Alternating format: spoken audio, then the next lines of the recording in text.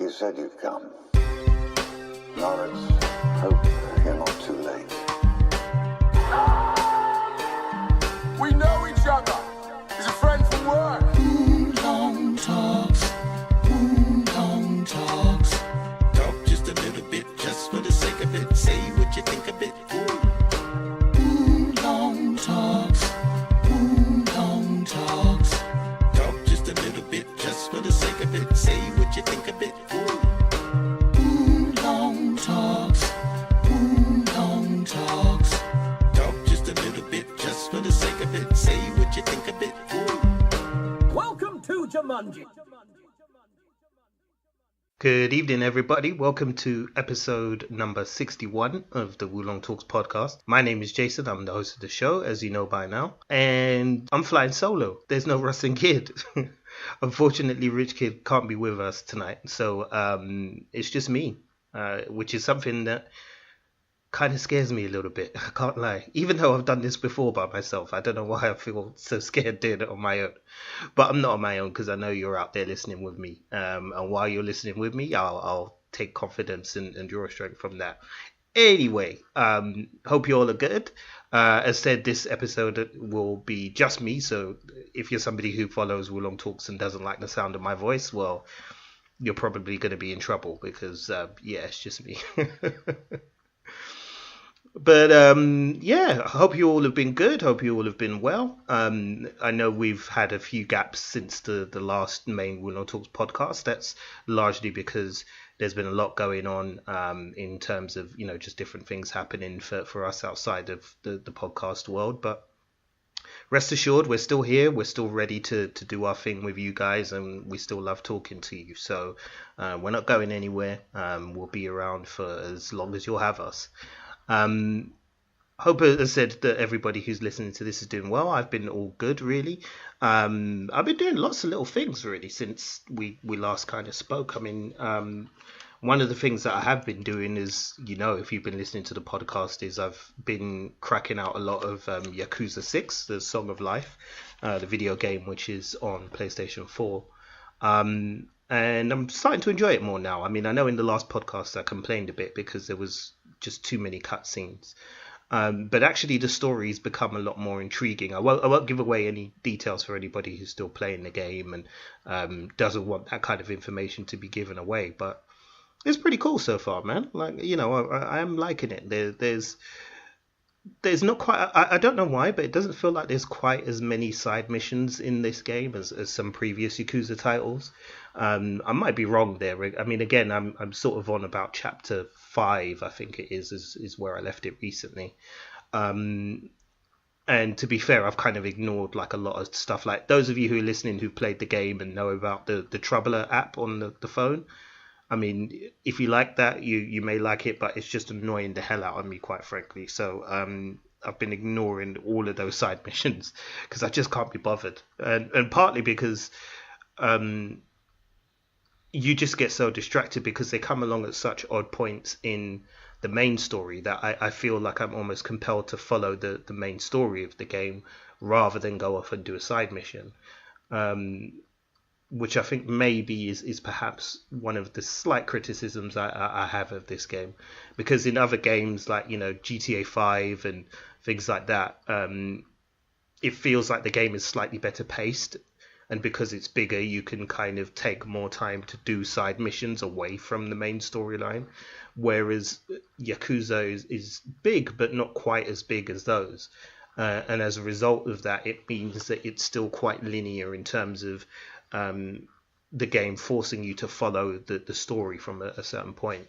But yeah, I am still enjoying it though. It's getting the blood racing, which is exactly what you want it to do. Kiryu is still my guy. He's always been my guy. He will always be my guy. But I definitely am enjoying this game a lot more than I thought I would. And speaking of gaming, I recently got to go down to Namco Funscape as well in the South Bank in London. For those of you that know it, I'm sure you're familiar with what Namco Funscape is about. But for those who are listening who aren't familiar with it, It's basically, I guess the best way to describe it is it's like a digital fairground in a sense that it's indoors, and every kind of attraction there is some form of digital attraction apart from the escape rooms, I guess. But everything there is digital, so it's like a digital roller coaster in there. There's like a digital kind of laser room type thing. I don't really know how to describe it. There's bumper cars, and there's a whole heap of arcade machines, and that's really kind of what got my attention, because I love an old school arcade machine, an old school arcade cabinet, and there's plenty of those at Namco Funscape. They had some really, really good games, and I was surprised by some of the titles as well.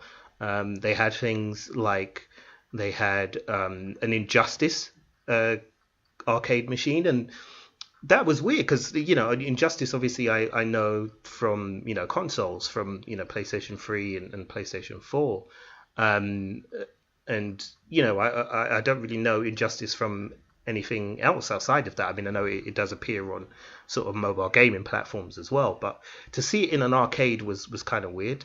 But the gameplay looked cool, although I will say the machine doesn't have a joystick. It just has like a number of large buttons, one which you press for a special move that you kind of have to charge, one that you press for blocks and parries, one that you press for light attacks.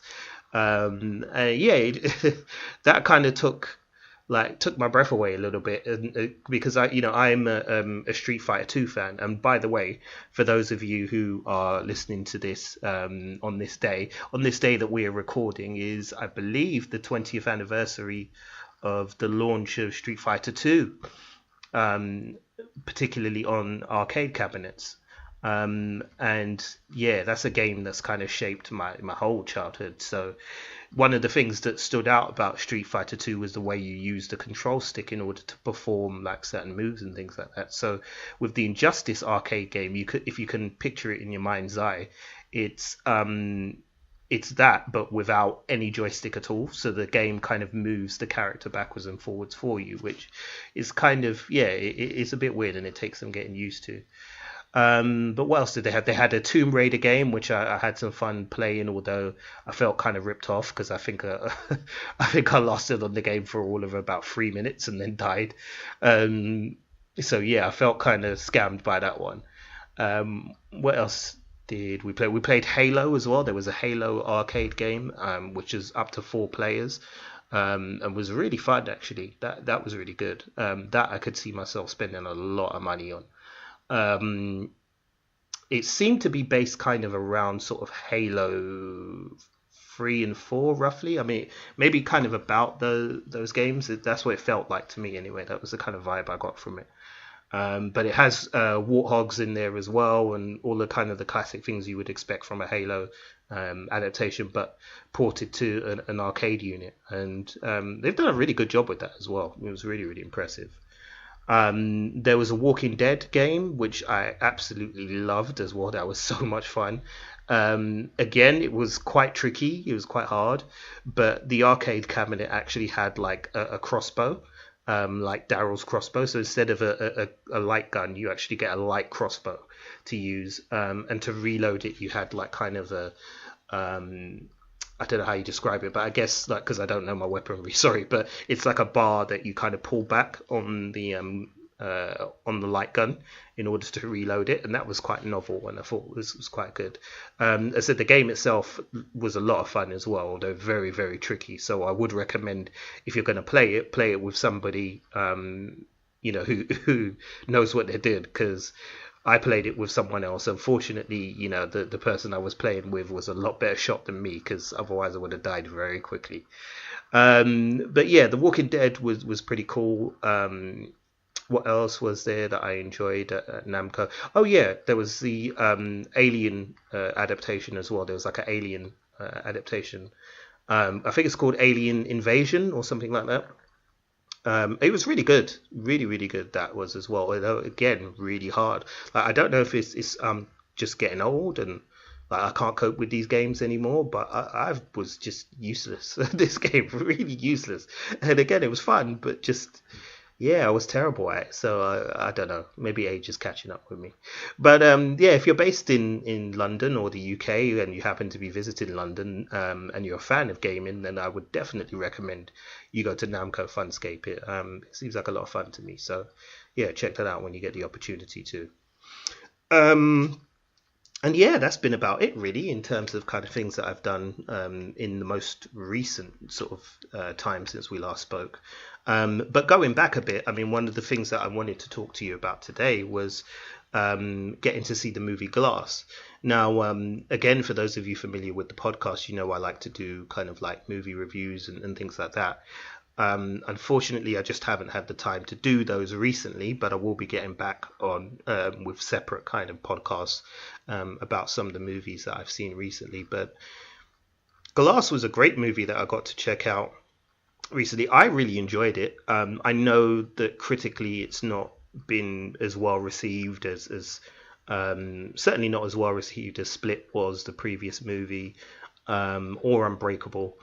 But I quite enjoyed it. I thought it was quite a fitting end to that franchise. So for those of you that don't know, Glass is the third movie in a trilogy of films that's directed by M. Night Shyamalan. Now, for those of you that don't know, Shyamalan... God, I'm butchering his name, Shyamalan. If those of you that don't know M. Night Shyamalan, he is the guy who did things like The Sixth Sense and Signs and The Village and Lady in the Water, you know, those kind of things. He's also responsible for one of the worst atrocities in film history. I don't even want to say its name because the film just hurts me so much. But like, yeah, it's freaking bad. But yeah, anyway, so he's the writer and the director of Glass, which is basically as I said, the third story in this trilogy of stories, featuring Unbreakable and Split. And with Glass, the idea was to kind of bring together the characters from those three movies or those two movies into one movie. And kind of tie their stories together to show how they were kind of connected. So almost like a kind of Marvel Cinematic Universe type of thing, but on a smaller scale. And as I said, I really enjoyed it myself. I know that critics didn't necessarily like the movie, but I liked kind of the things that Shyamalan went within the story, and most of it kind of pays off. Some of it doesn't quite pay off. But most of it works out kind of well. I mean, the movie wisely doesn't try to go down, you know, the superhero smackdown route of a lot of other comic book movies and movies based on comic books because, number one, I guess because he doesn't have the budget for that, but also number two, it takes a more interesting route. It tries to go down the route of psychology and understanding kind of how the human mind functions and the different ways in which people's minds function and how the way their minds function can then affect, you know, the physical the physical things that happen around them and you know how psychological I don't want to say problems, maybe, you know, like psychological kind of characteristics can define how you become as a person. And you know, this can be based on historical events and things that have happened to you in the past, or it can be you know, based on experiences that have shaped you and so on and so on. And again, this is not a psychology podcast, so I don't want to keep boring you with all of the theory around that. But effectively, you know, that's how things are kind of put together and portrayed in the movie. And that's how Shyamalan decides to kind of explore the way that these characters work. Now in Glass, what you have is basically said the continuation of kind of a story that began in Split. So for those of you familiar with that, you'll know that James McAvoy plays a character called Kevin Wendell Crumb, who goes by in this film a nickname of the Horde, because he has multiple different personalities living within him. And you realize that, you know, at the end of Split, if you've seen Split, that one of the forms he takes on is almost this superhuman creature called the Beast. Well, the Beast is, a violent and very dangerous personality. And the Beast's presence kind of draws out Bruce Willis's character, David Dunn, who has said, if you're familiar with Unbreakable, towards the end of Unbreakable that he adopts this persona of a superhero, of a guardian, after discovering that he has this incredible durability and extrasensory perception and so on. So this draws him out and draws him into a confrontation with the Beast. And the two of them, as a result of their confrontation, are arrested and then put into a mental facility under the care of a doctor who's played by Sarah Paulson. That's Sarah Paulson. She's from American Crime Story, the OJ one. She's also from American Horror Story as well. You've seen her face plenty of times. She was in Ocean's 8 recently. And so she comes under their care, and her belief is that these two individuals are not supernatural or superhuman in any way, that basically everything can be explained by psychological behavior and by kind of trends and things that have happened within their lives and have shaped the people that they've become. So she kind of comes at it from the angle, and when they're brought to this mental hospital, they're brought in with the character Mr. Glass, who, again, if you've seen Unbreakable, you'll know who Mr. Glass is. That's the character played by Samuel Jackson, and he fancies himself somewhat as a modern day supervillain, or a real life supervillain. And what kind of follows in Glass is, as said, mostly a very, really interesting examination of kind of the understanding of the human mind and how that shapes character, and also kind of the parallels between the way that kind of manifests itself in comic books and the purpose of comic books. And if you're a comic book fan, then you'll enjoy that kind of element of it, because it really does, drive home a lot of the things we've been saying for many, many years about comic books, and about the purposes that they serve, and how they kind of reflect the world, as we see it, and how they reflect the things, the preoccupations, and the concerns that we have in this day. So the movie Glass really does a good job of displaying that and explaining that to the audience as well, and I enjoyed those elements of it a lot. The four main kind of central performances are all really good. Sarah Paulson's just fantastic in everything. I don't think I've ever seen her be bad in anything that I've seen her in. She always brings her A game, and she's great here. Samuel Jackson as Mr. Glass is fantastic, as always. Samuel, again, another one who never really kind of drops the ball in terms of performances, even if the movie choices he makes aren't always great. James McAvoy, again, is phenomenal. I mean, I don't understand how on earth he manages to play all of these different personalities and different characters in a movie and do it so seamlessly. I have no idea how he does it, but the man's a genius. So yeah, I take my hat off to him every day of the week. He really, really kind of sells you on the fact that all of these personalities are very distinctly individual and very distinctly different. Even though it's clearly, obviously, James McAvoy on the outside that we're looking at. And Bruce Willis does his Bruce Willis thing. He does his brooding hero thing, and he does it quite well. So he's fine there as well. I guess the one kind of complaint that I would have is more based around the end of the movie and where the kind of the plot goes. And I won't go into that because I don't want to do any spoilers here. This isn't a spoilers discussion, and that's not fair to you if you intend to go and see the movie and you haven't seen it yet. So yeah, I will just say that for me the ending slightly didn't work out, really. Not quite. it didn't quite carry the weight that I hoped for. And as this is an M. Night Shyamalan movie, you know there's going to be a plot twist, and there is a plot twist. But again, I don't know why, but the plot twist just didn't really resonate with me in this one. It felt a little bit too convenient for me, and a bit kind of... There wasn't... I suppose the problem that I have with the plot twist is that there wasn't enough seeding for the plot twist that he was going for in order for it to be believable when it happened.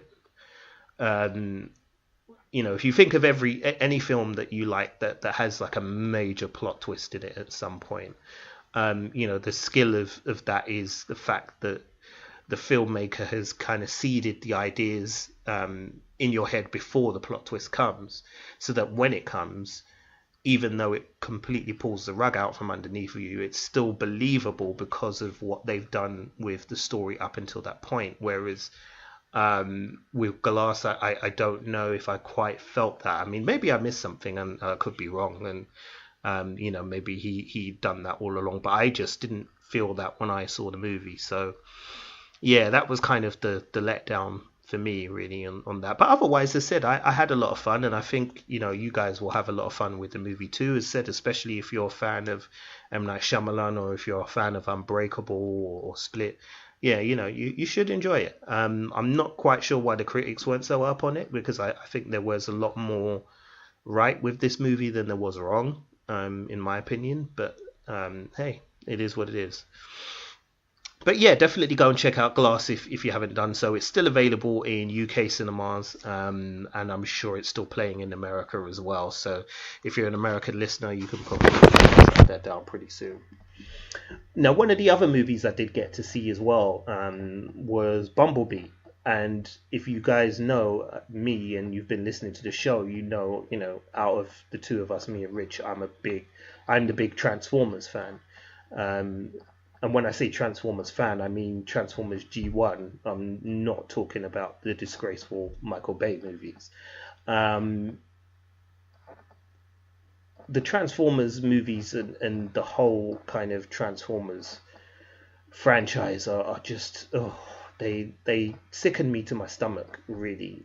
They've just got progressively worse and more aggressive and more offensive with each entry, and they've just moved completely, they had moved completely away from kind of the values which the original Generation 1 Transformers cartoon series and the Transformers comic books, the values that they held dear in terms of the way they told their stories, in terms of the way they presented characters.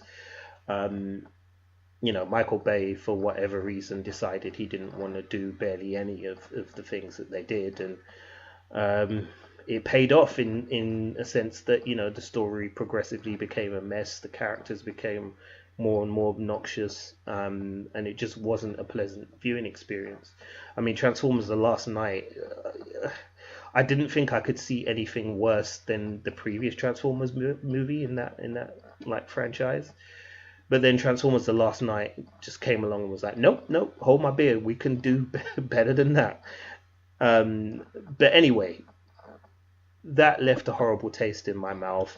But we're not here to talk about that. We're here to talk about a movie that hasn't left a horrible taste in my mouth. Quite the opposite. It's left a sweet and honey taste in my mouth. And that is Bumblebee. Bumblebee, I got to see at the beginning of sort of January. I was quite late to getting to see it because I just didn't really have a lot of time over Christmas.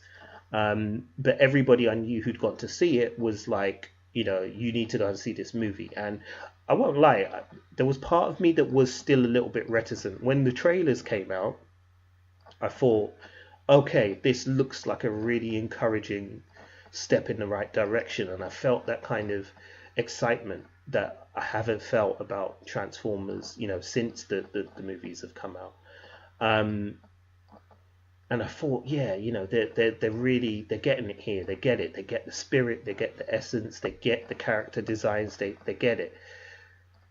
But, you still have that gnawing doubt at the back of your head as you think of, the god-awful things that have come before. But I'm pleased to say Bumblebee has really, really, really gone a long way to erase all of that. It's such a fun movie. I think wisely kind of choosing to focus more on Bumblebee and a couple of other Transformers is not a bad thing. And one of the complaints that some of the people that I know had about the Michael Bay Transformers movies is there was too much focus on the humans and not enough on the Transformers, which for me isn't really that much of a problem because I get it. We're talking about movies here, not cartoons. There's a lot of things you can get away with in a cartoon that you just can't in a movie. And I think this is probably one of the occasions where you kind of have to say, all right, there's going to have to be a payoff and a trade-off somewhere in terms of adapting something like Transformers. There's going to have to be something that we'll have to compromise on. We can't just take the series as is wholesale from the cartoons and transport it to the movie screen. That's not going to work. So I was always aware that there was going to be more human characters. The problem was, as said, with the original Michael Bay movies, is I thought the human characters were awful. And Bumblebee couldn't be more different. The human characters are really, really great. They're really fun. Haley Stansfield is the lead in Bumblebee. You might remember her from the Coen Brothers adaptation of True Grit. She plays a little girl in that. She's been in a few other things, and she's a pop star as well, which I was kind of surprised at because I'd never heard any of her music, but apparently she does sing and stuff like that as well. But she, I thought, was really good, really, really good. I mean, she's been great since True Grit. When she was a child, she was phenomenal in that. And she's also, by the way, the voice of Gwen Stacy from Into the Spider-Verse. So if you like the Gwen Stacy character from Into the Spider-Verse, that's who we're talking about. We're talking about Haley Stansfield. So she was really, really good in Bumblebee. She carries a lot of heart and a lot of heart, a lot of humility, and she's very good at kind of portraying and selling herself on her emotions and selling the audience on what's going on with her character at different points in the story, which is something that I felt lacked a lot from Shia LaBeouf and even more from Mark Wahlberg when they were involved. I instantly kind of sympathized with her as she kind of goes through different trials and tribulations throughout the story. And she does, as said, just a phenomenal job, in my opinion, and she was a real standout. Another standout for me was John Cena. I was shocked at how good he was. I mean, I saw him in Trainwreck, and I did like what he did in Trainwreck. I was quite impressed with that. But he has a fairly smaller role in that, and he kind of just needed to kind of play his wrestling persona, and that was about it. But sort of dial it up a little bit. But here in Bumblebee, he's actually really good. He plays like a character, a character who is involved with Sector 7. Now, if you know the previous Transformers movies, and unfortunately this movie does tie back to the previous Transformers movies, Sector 7 is kind of this government agency that is designed to look out for aliens and things like that, and extraterrestrials, and that's the one that John Turturro's agency that he was part of in the first Transformers movie. John Cena's character is kind of connected to that agency, and he gets caught up in a Transformers attack on Earth, and as a result of that, he's got a certain resentment towards the Transformers and a mistrust of them as well. And he plays it off, pretty well, but he also kind of has his trademark humor and things like that. But what I liked was that, again, I kind of believed, I felt there was a certain believability to his performance. I really did. but you know, I've got all the way into this discussion and this review without even mentioning the Transformers themselves. But you know, yeah, one of the key things about this movie, of course, was going to be the Transformers themselves, and in particular Bumblebee. And um, I've got to give like all credit to the people involved in this movie in terms of bringing Bumblebee to life, because my goodness, they've done a tremendous job, tremendous job. I mean, first and foremost, thank you if you're listening for bringing back Bumblebee's Volkswagen Beetle mode. He's not a fucking Camaro, okay? He's not. He's a Volkswagen Beetle. That's what makes him who he is. That's why he's such a fun character, because he's a piece of shit Volkswagen Beetle, yet he still manages to defeat Decepticons. So that's supposed to be what the thing is. You don't coolize him by going, oh no, it's not a cool car, make him a Camaro. No, he's not a Camaro. So yeah, bringing back the Volkswagen Beetle was such a brilliant decision. Obviously, it kind of fits in terms of the tone that this movie goes for, which is a much more friendly tone, I feel, than the previous movies. But I don't think that, the movie's not hurt by that, in my opinion. As I said, there's a lot of fun to be had, with the tone and with the way that they've taken the story. So I don't think, again, in my opinion, you lose nothing from it being a much more family friendly movie. And going with the character design they did with Bumblebee is great. They still keep the same head as Bumblebee in the previous Transformers movies, because as said, this movie ties into those, so it is still connected. But that's fine. I mean, the head was never a major issue for me. It was more how, as I said, they presented Bumblebee as a character and his vehicle form that really annoyed me. But in this movie, they stayed really true to Transformers Generation 1 character designs, which is just phenomenal. I mean, there's an opening kind of battle on Cybertron, which you can probably see on YouTube now. I'm sure somebody would have posted it up on YouTube.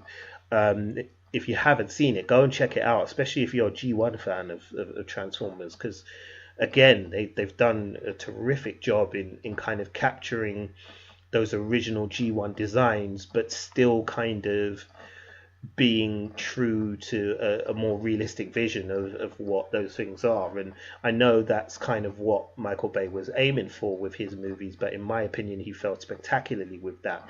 Whereas with this movie, they've hit the nail on the head perfectly. But yeah, as I said, the opening scenes in Cybertron it was like watching the old cartoon for me, and I got that same buzz and that same chill, when I watched it. It was wonderful, really, really wonderful. The rest of the movie, there's lots of other characters involved in the movie as well. The Decepticon characters I thought were pretty cool. I like the designs, and bringing in the triple changers finally as well. Thank you again for doing that. I mean, I know that they weren't specifically the vehicle modes that you got from the original G1 series, but I could tolerate that because they did, they stuck to the essence of what that was. They didn't try and reinvent the wheel, which is what I felt Michael Bay was trying to do with his movies. He was drifting too far from what Transformers actually is, and they did a really, really good job with this. The director of this movie, Travis Knight, is the same director who did Kubo and the Two Strings. And if you're a fan of that movie, then I would urge you to go and check out Bumblebee, because as I said, it's a lot of fun. It's certainly not perfect. It's not going to win any Oscars. It hasn't been nominated for any, and it won't, because it's not that kind of a movie. But as I said, especially if you're a G1 fan, and especially if you were put off by Michael Bay's movies and the things that Michael Bay chose to do with those movies, go and check out Bumblebee, man, because it will really, really wash that nasty taste out of your mouth, because that's what it did for me. So I highly, highly recommend it. Okay, man. Well, those are the movies that I wanted to talk to you about. So, as I said, if you fancy going to check those out, make sure you do. And also let me know as well what you thought of them, if you've seen them already or if you're going to see them. please do let us know. I will have a short trailer at the end of this episode, as we have with all our episodes, where we'll let you know our contact details so you can drop us a line and get involved in the discussion. Now, I wanted to change lanes slightly for the next topic because this is something that, it's been kind of playing on my mind a little bit over the past couple of days. So I thought, you know what, I might as well chat to you guys on the podcast about it and see what you think. But that is horror movies, and more specifically, horror movies or horror TV shows, because we're getting quite a proliferation of them, especially in the last, it feels like almost in the last decade, like horror is just started booming. Now, we regularly have as our guest on the show Jed Shepherd, who is a horror movie script writer. He's a director, and he's currently hard at work on one of his own features. He's also working on various different projects here, there, and everywhere, and he's just a big horror movie fan, and somebody with an almost encyclopedic knowledge of horror. And as said, he's been on the show. You've heard his voice many times before. And we always talk to him about kind of how horror has really seemed to, in the last decade or so, has really kind of taken off again. One of the things about horror that I really enjoy is being taken away to other worlds. Horror is probably the one genre, I guess, aside from comic book movies now. Comic book movies have really taken that to the next level. But horror is probably one of the genres where you can almost legitimately be taken to another world. And what I mean by that is, from a story point of view, you can, be taken to these fantastical places and these really, really crazy concepts can be explored and dealt with on film, and I'm somebody who I grew up with like being read bedtime stories as a kid, and then when I was able to read for myself, I loved like staying up until whatever time to read stories and to myself, and they would often be the either adventure books or horror books, and they would always be set in some different land or different place.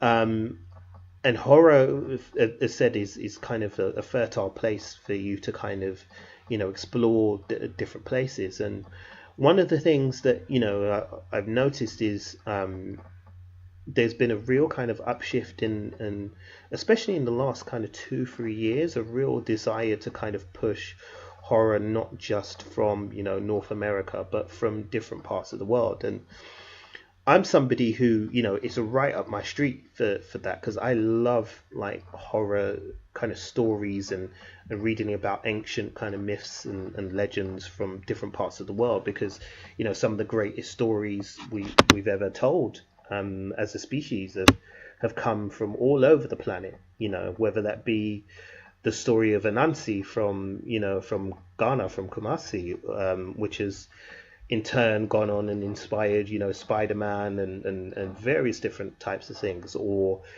the stories of that Ulysses told, or all of the classic kind of literary kind of stories that we tell are almost the same story that we've been retelling for thousands of years, but just with different kinds of spins on it.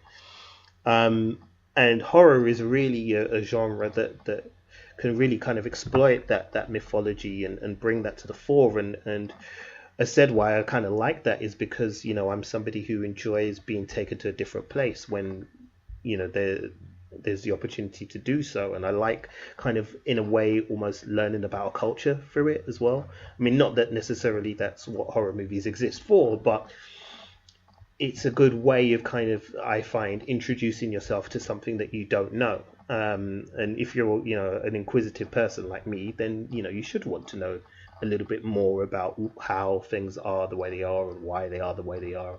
And as I said, that doesn't necessarily mean you should be taking, the word of horror directors and writers as gospel in terms of how you should view the world as it is to you. But certainly it's a vehicle for presenting the world in a different light. And One of the things that I'm really enjoying is the proliferation of kind of different stories that are coming through from different parts of the world. The TV series Ghoul, which, I mean, I know you guys are bored of hearing me talk about Ghoul, but I'm sorry, I'm going to keep talking about it until you watch it, so you may as well go and watch it. But Ghoul for me was just phenomenal. I loved it. I mean, not only did I find it really effective as a horror story, but I loved that it came from a part of the world where I haven't really heard horror stories come from before. It's from India, and it told me a little bit. Again, Ghoul does not exist to inform you about the politics and cultural history of India, and nor should you use it as the basis for doing that. But it can be a way to open the door for you. And that's what I liked about Ghoul, aside from the performers, and aside from the story, aside from the special effects and everything else.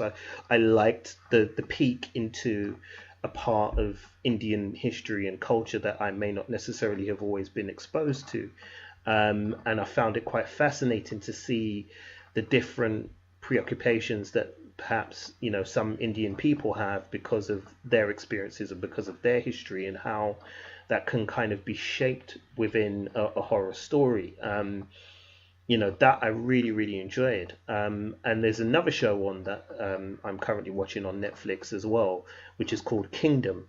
This one's been quite heavily pushed by Netflix, so I'm sure some of you have seen it, but I've only just kind of started it, and I'm up to about, I think, episode 4 or 5 on that. And again, I'm really, really enjoying it. It's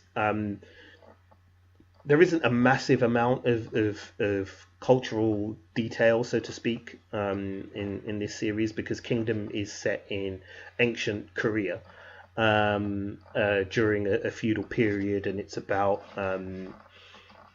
basically, without spoiling it for you, it's a zombie story set in that time period and in that time frame. But what I like about it is the kind of political intrigue that's going on with it, and the machinations and the understanding of how that structure would have been, that society, would have been structured, and how the way that it was structured, and because of the cultural preoccupations that they had at the time, how that would have allowed a zombie apocalypse type scenario to occur, and how they would have dealt with that in their terms, and under the kind of influences that they would have come under during that period.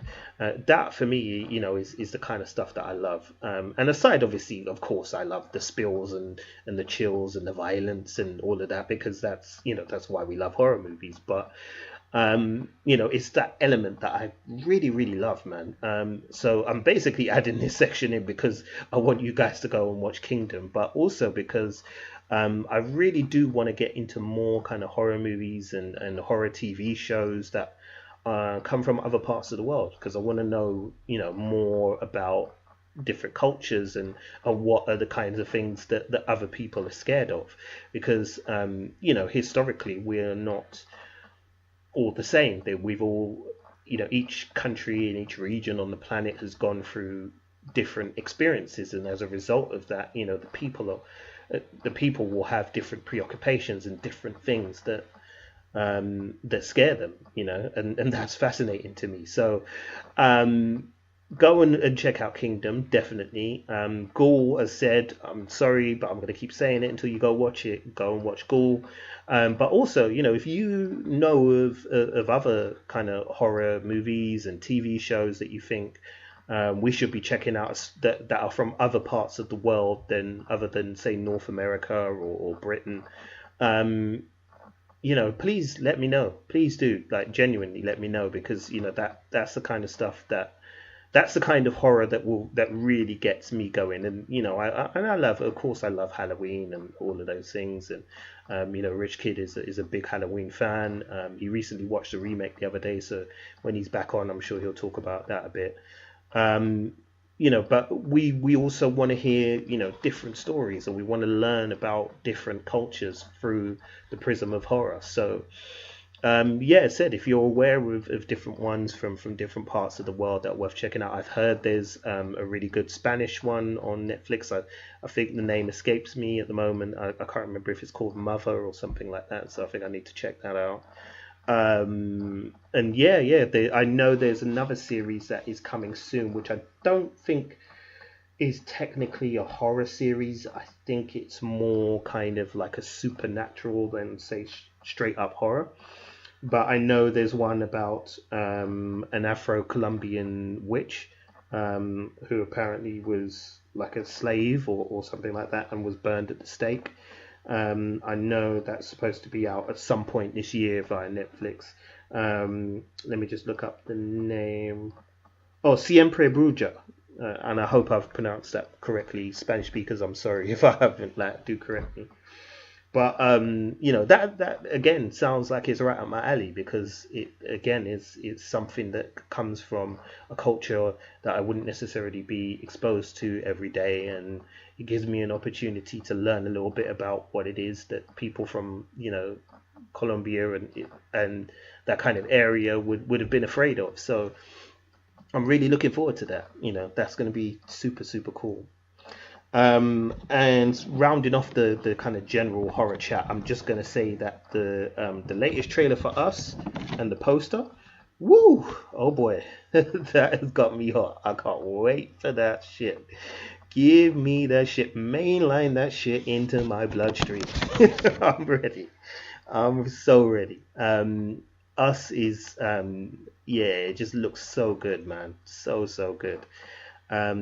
Jordan Peele is kind of blew me away after Get Out, so I'm ready. That's all I'm going to say. Bring it.